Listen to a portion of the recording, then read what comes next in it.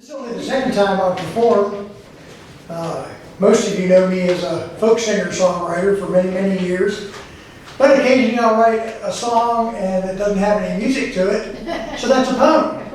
But these are actually poems that I wrote that some people say, why don't you put them to music? But they were written as poems.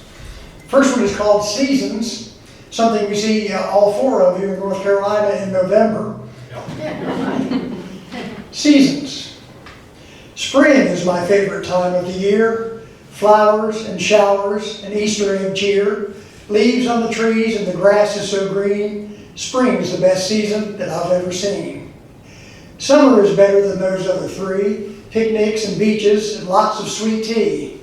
Fishing and cookouts and s'mores by the fire. Summer's the best, or I am a liar. Fall is by far the best season for me. Leaves turn to artwork that drop from the tree. Ghoulies and ghosties and sweet pumpkin pie. If fall's not the best, please do tell me why.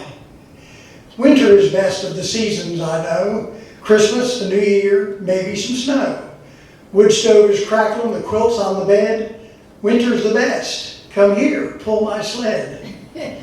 All of the seasons have something to love, purposely done by that one up above.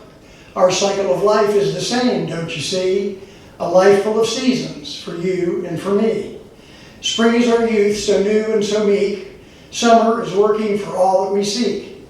Fall is the harvest of what we have sown, and winter will show us how much we have grown.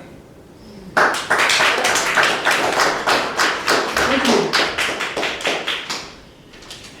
As a songwriter and part-time poet, I guess most of you that are one of those two know that your brain goes kind of crazy sometimes, and you write things that you don't know where you came up with the idea. This is one of those, poem called The Apple. I bit into an apple, and there was a half a worm. Then something in the bite I took began to move and squirm. I spit it out into my hand, and much to my surprise, a half a worm was standing there with mouth and ears and eyes. And then that critter spoke to me, and this is what it said. You have a lot of nerve, young man, to fill my life with dread. You had to have some fruit, and in the orchard you did roam. When you bit into that apple, you bit right into my home. My tail remains there in the part that's in your other hand.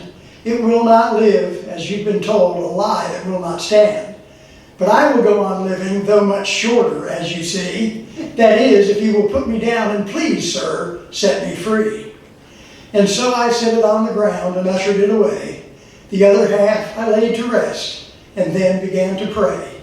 Dear Lord, I said, accept this half a worm at heaven's door, and I swear I won't be tempted to eat apples anymore. Thank you. This next one was inspired by Lisa's grandparents in Ashe County. Grandparents have a way of putting pictures on the wall of all different kinds of families. Some do more than others, but her grandmother and granddaddy had just tons of pictures, the whole wall full. And so this is dedicated to them. It's called Photographs on the Wall. Look at all those photographs there hanging on the wall. There's several generations and does not include us all. The pictures tell the stories of our family and our friends, the people that are dear to us, on which our life depends. Here's great Grampy Harold. Oh, the sandwiches he'd make. There's Johnny at the jailhouse when he made that big mistake. There's Joe dressed in his uniform. It made him look so sharp. And there is sweet Miranda when she learned to play the harp.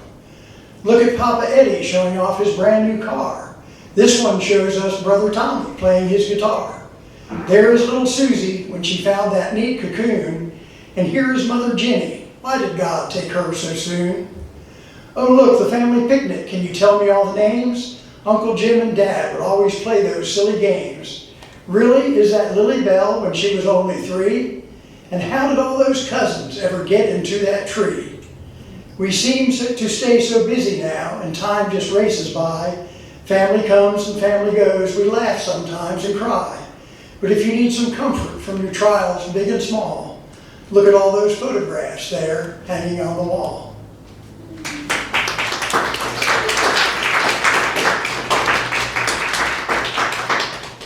I have one more to share. I wrote this on Memorial Day, May 27, 2019. I'm going to do it tonight because tomorrow is Veterans Day, and I'm a Vietnam veteran.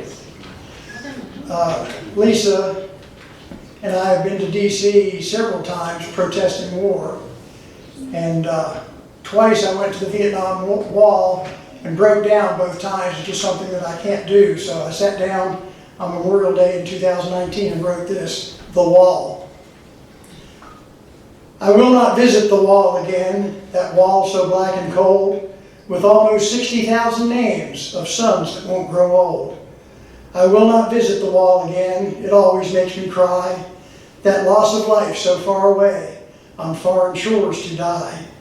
I will not visit the wall again, it's more than I can bear. For those of us that made it home, it just seems so unfair. I will not visit the wall again, our vets are dying still, from chemicals and drugs and stress and memories that chill. I will not visit the wall again, what were they fighting for? The best way we can honor them is put an end to war. Thank you.